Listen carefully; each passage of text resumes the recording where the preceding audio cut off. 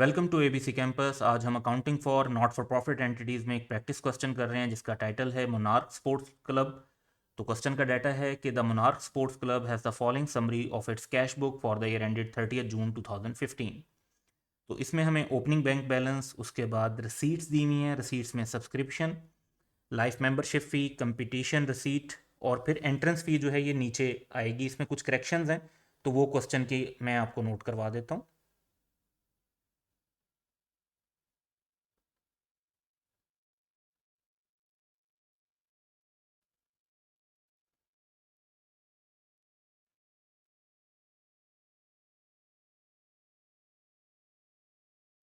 तो ये फिगर्स इस तरीके से शो होनी चाहिए। तो सब्सक्रिप्शन जो है वो 18,000 है, लाइफ मेंबरशिप फ़ी 3,000, कंपटीशन रिसीट 7,500, एंट्रेंस फ़ी 2,500 और इक्विपमेंट सोल्ड से जो रिसीट्स आई हैं वो 1,000। रिसीट्स के बाद हमारे पास इंफॉर्मेशन है पेमेंट्स की। तो पेमेंट्स में transport to matches, competition prizes, coaching fee, repairs to equipment, purchases of new equipment और परचेजेस ऑफ स्पोर्ट्स पवेलियन के जो पैसे हैं वो दिए हुए हैं। और इसके बाद क्लोजिंग बैलेंस जो ओवरड्रॉन है रिसीट एंड पेमेंट का वो भी गिवन है। इसके बाद क्वेश्चन में जो following information is available regarding the position at the beginning and end of the accounting year. तो सब्सक्रिप्शन का इन एडवांस और इन एरियर्स का ओपनिंग क्लोजिंग बैलेंस दिया हुआ है और कोचिंग फीस आउटस्टैंडिंग का बैलेंस दिया हुआ है। तो जिनका ओपनिंग क्लोजिंग बैलेंस दिया हुआ है तो इनमें हम नोट कर लेते हैं कि इन आइटम्स में एडजस्टमेंट होगी और टी अकाउंट भी बनेगा, एक सब्सक्रिप्शन में और दूसरा कोचिंग फी में।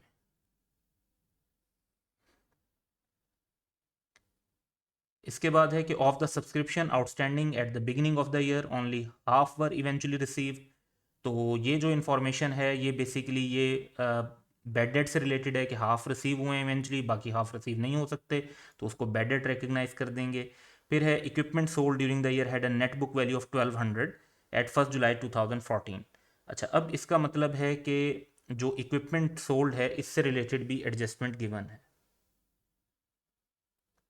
और जो कंपटीशन की रिसीट्स हैं उनसे रिलेटेड प्राइजेस भी हैं तो उनकी भी एडजस्टमेंट है। देन देयर इज डाटा कि equipment is to be depreciated at 20% per annum, तो हमें डेप्रिसिएशन भी चार्ज करनी होगी। Life membership fees are taken to cover 10 years, तो लाइफ मेंबरशिप की फीस जो है उसको भी ओवर 10 ईयर डिस्ट्रीब्यूट करना है। तो इनकम एंड एक्सपेंडिचर के अंदर हम सिर्फ 1/10 को रिकॉर्ड करेंगे, तो इसकी भी एडजस्टमेंट है। Then there is that the treasurer insists that no depreciation needs to be charged on the sports pavilion as buildings do not decrease in value. He says that the last club of which he was the treasurer did charge depreciation on its building, but that when the club came to replace them, there was still insufficient money in the bank to pay for the new building. तो depreciation का मकसद ये नहीं होता कि नई building या नया एसेट को रिप्लेस करने के लिए पैसे जमा किए जाएं। डेप्रिसिएशन का मकसद जो होता है, जो by definition it is a systematic allocation of depreciable amount of an asset over it's useful life. यानी हम जो एक्रूवल और मैचिंग कॉन्सेप्ट को फॉलो करने के लिए एसेट की जो डेप्रिशिएबल अमाउंट होती है उसको ओवर द पीरियड एक्सपेंस के तौर पे चार्ज कर रहे होते हैं, ताकि इनकम के अगेंस्ट एक्सपेंस प्रॉपर्ली चार्ज होके हमें सही प्रॉफिट और लॉस की, या जैसे नॉट फॉर प्रॉफिट एंटिटीज़ हैं तो इसमें सरप्लस और डेफिसिट की सही अमाउंट का आइडिया हो। तो डेप्रिसिएशन इस वजह से चार्ज की जाती है, और अगर वैल्यू में इजाफा हो रहा है एसेट की तब भी डेप्रिसिएशन चार्ज की जाती है, जैसे I-16 में अंडर रिवैल्यूएशन मॉडल। तो ये लॉजिक नहीं है कि अगर एसेट की वैल्यू बढ़ रही है तो उसकी आप डेप्रिसिएशन चार्ज ना करें। Depreciation is not decrease in value of the asset, वो इम्पेयरमेंट का कॉन्सेप्ट है। डेप्रिसिएशन तो सिस्टमेटिक एलोकेशन है, ज़्यादा वैल्यू होगी तो ज़्यादा एलोकेशन हो रही होगी और कम वैल्यू होगी तो कम एलोकेशन हो रही होगी। खैर, इसका हमारे सोल्यूशन के ऊपर कोई इम्पैक्ट नहीं है, ये एक्स्ट्रा पैराग्राफ दिया हुआ है, लेकिन इस तरह का पॉइंट बाजू का पेपर में पूछा जा सकता है। क्वेश्चन की रिक्वायरमेंट है कि prepare an income and expenditure account for the monarch sports club for the year ended 30 जून 2015। तो सिर्फ हमने इनकम एंड एक्सपेंडिचर अकाउंट बनाना है, तो हम एक पेज जो है वो एलोकेट कर लेते हैं अपने आंसर के लिए, जिसमें हम जो है मोनार्क स्पोर्ट्स क्लब का नाम लिख लेते हैं, income and expenditure account mention कर लेंगे और फॉर द ईयर एंडेड जून 30 2015 हमें इनकम्स को लिस्ट कर लेना चाहिए और उसके बाद हमें रुपीज़ में क्योंकि वैल्यूज़ दी हुई हैं तो वो मेंशन कर लेंगे, और इनकम के बाद हमें एक्सपेंडिचर भी मेंशन कर लेना चाहिए, और then we would find out कि हमारे पास सरप्लस आता है या डेफिसिट आता है। तो ये एक फॉर्मेट है, और इसके अलावा जहाँ टी अकाउंट्स की ज़रूरत पड़ेगी तो एक सिंगल सेकेंड पेज के ऊपर हम टी अकाउंट्स को भी बना लेंगे। अब क्वेश्चन के डाटा की तरफ चलते हैं और वन बाय वन तमाम आइटम्स को डील करते हैं। ओपनिंग बैंक बैलेंस को हम इसलिए यूज़ नहीं कर रहे क्योंकि हमें स्टेटमेंट ऑफ फाइनेंशियल पोजीशन नहीं बनानी। उसके बाद हमें सब्सक्रिप्शन लेनी है, तो सब्सक्रिप्शन की अमाउंट को हमें इनकम एंड एक्सपेंडिचर में मेंशन करना होता है, लेकिन क्योंकि इस अमाउंट में हमारी कुछ एडजस्टमेंट्स हैं तो इसको अभी हम फाइनल वैल्यू के तौर पर मेंशन नहीं करेंगे, और इसकी एक वर्किंग बना लेंगे, वर्किंग वन, और वो टी अकाउंट के अंदर हम बना लेते हैं और वहाँ पर ये वैल्यूज़ मेंशन कर देंगे। तो सब्सक्रिप्शन में जो बैंक से पैसे आए हैं that is 18,000, bank debit, subscription credit. Next item हमारे पास है लाइफ मेंबरशिप फ़ी। लाइफ मेंबरशिप फ़ी में हमें यह बताया हुआ है कि इसको ओवर 10 ईयर्स कंसीडर करना है। सो 10 ईयर्स में कंसीडर करना है तो बाकी 9 ईयर्स की अमाउंट डेफर्ड इनकम बना दी जाएगी। तो लाइफ मेंबरशिप फ़ी 3,000 में से हम सिर्फ जो इनकम बनाएंगे वो 300 बनाएंगे। अब बाकी 2700 को हम इसलिए मेंशन नहीं कर रहे क्योंकि क्वेश्चन की रिक्वायरमेंट में हमने स्टेटमेंट ऑफ फाइनेंशियल पोजीशन नहीं बनानी। तो लाइफ मेंबरशिप फीस और 3000 को ओवर 10 ईयर्स डिस्ट्रीब्यूट करेंगे तो हमारे पास आंसर आ जाएगा 300। ये हम नोट कर लेते हैं। इसके बाद कंपटीशन रिसीट्स हैं। कंपटीशन रिसीट्स जो हैं वो हैं हमारे पास 7500 की, but at the same time competition prizes भी हैं 4300 के। और जब एक इवेंट से रिलेटेड हमारी कुछ इनकम और एक्सपेंसेस हुए हों तो उसकी हम नेट कैलकुलेशन करके शो करते हैं, तो हम 7500 में से 4300 लेस करके शो कर देंगे।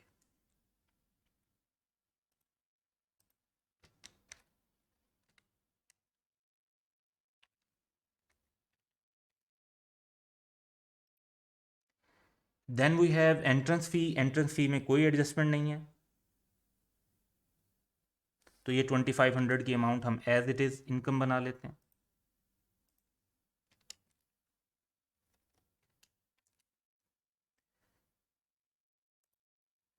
Then we have equipment sold 1000 का, जबकि इस इक्विपमेंट की वैल्यू हमें दी हुई है 1200। तो 1200 का एसेट अगर हम 1000 में सेल करते हैं तो हमें 200 का लॉस होगा ऑन डिस्पोजल। इस लॉस ऑन डिस्पोजल को हम अपने एक्सपेंडिचर्स में मेंशन कर देते हैं।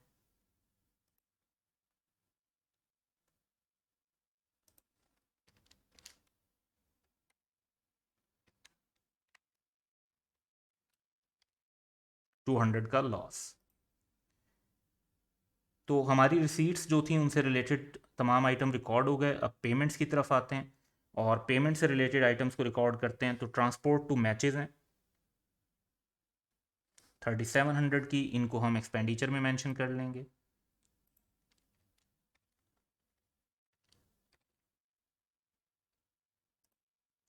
कंपटीशन प्राइजेस को ऑलरेडी हम कंसीडर कर चुके हैं। कोचिंग फ़ी की जो अमाउंट है क्योंकि उससे रिलेटेड बैलेंसेस दिए हुए हैं तो उसको हम जो है अपनी टी अकाउंट के अंदर मेंशन कर लेते हैं।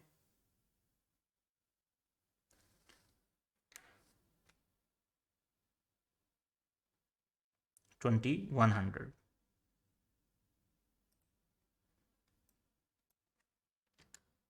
तो कोचिंग फ़ी का टी अकाउंट बना लेंगे और इसकी पेमेंट है 2100 की, तो वो रिकॉर्ड कर देंगे। देन रिपेयर्स टू इक्विपमेंट है 800 का, इसको भी रिकॉर्ड कर लेते हैं एक्सपेंसेस के तौर पे।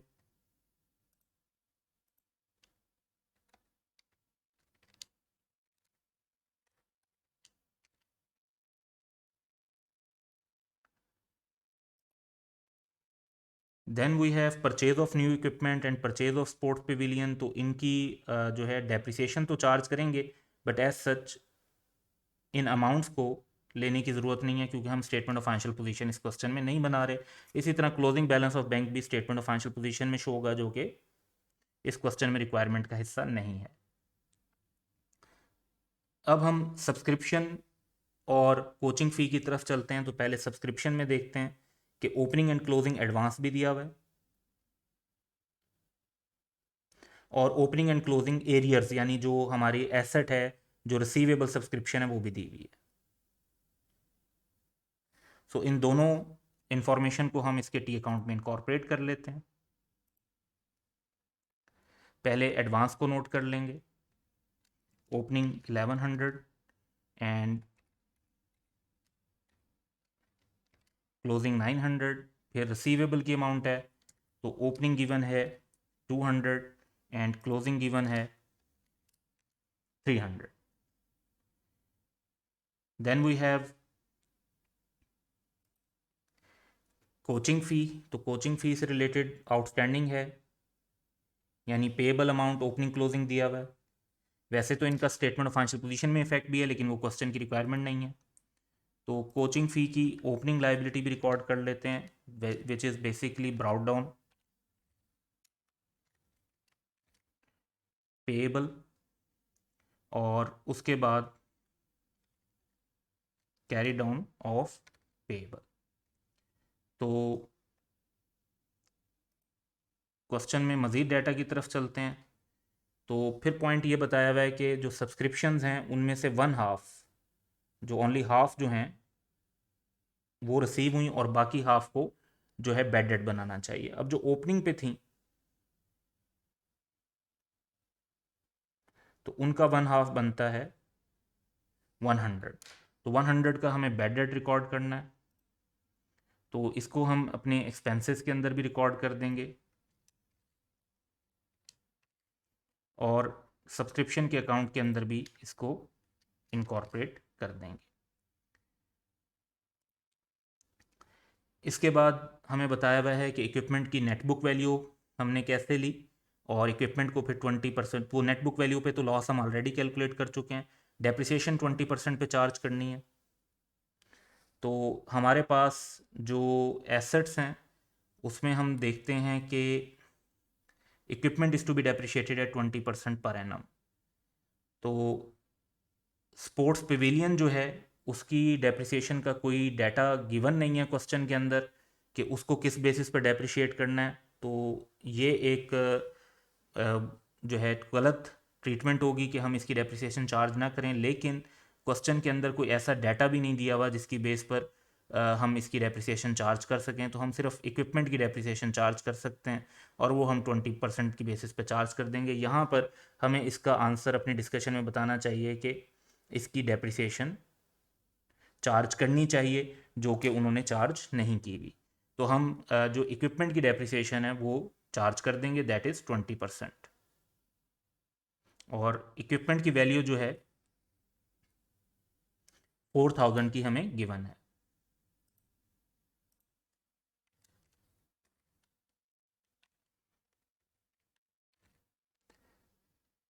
सो क्वेश्चन का डाटा कंप्लीट होने के बाद अब हम अपने टी अकाउंट्स की तरफ आते हैं। तो टोटल हमारे पास आ जाता है, और एज अ बैलेंसिंग फिगर हमारे पास सब्सक्रिप्शन की अमाउंट आएगी जो हमें इनकम एंड एक्सपेंडिचर अकाउंट में रिकॉर्ड करनी चाहिए, दैट इज़ 18,400। तो सब्सक्रिप्शन रिकॉर्ड कर लेते हैं 18,400। देन हमारे पास कोचिंग फीस हैं 2550।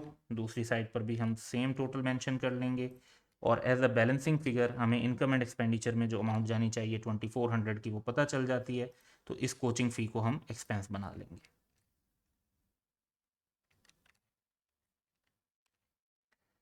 अब हम अपनी इनकम्स का टोटल कर लेते हैं।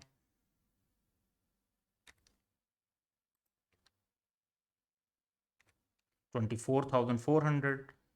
एक्सपेंडिचर्स का टोटल भी कर लेते हैं 8,000। और फिर हमारे पास जो है क्योंकि इनकम ज़्यादा है और एक्सपेंडिचर जो हैं वो कम है, तो हमारे पास सरप्लस की अमाउंट आ जाएगी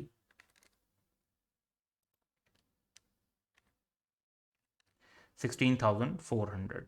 तो हमारा ये आंसर है, लेकिन इसमें जो एक इशू है वो ये है कि हमने स्पोर्ट्स पवेलियन की डेप्रिसिएशन चार्ज नहीं की, क्योंकि उससे रिलेटेड हमें डेप्रिसिएशन रेट या कोई और अल्टरनेट इन्फॉर्मेशन गिवन नहीं थी। सो इनकम एंड एक्सपेंडिचर हमने बनाना था, और वर्किंग में हमने एक सब्सक्रिप्शन का टी अकाउंट बनाया ताकि सब्सक्रिप्शन इनकम पता चल जाए, और कोचिंग फ़ी का एक्सपेंस फाइंड आउट करने के लिए उसका टी अकाउंट भी बनाया। That's all for today. Have a good day.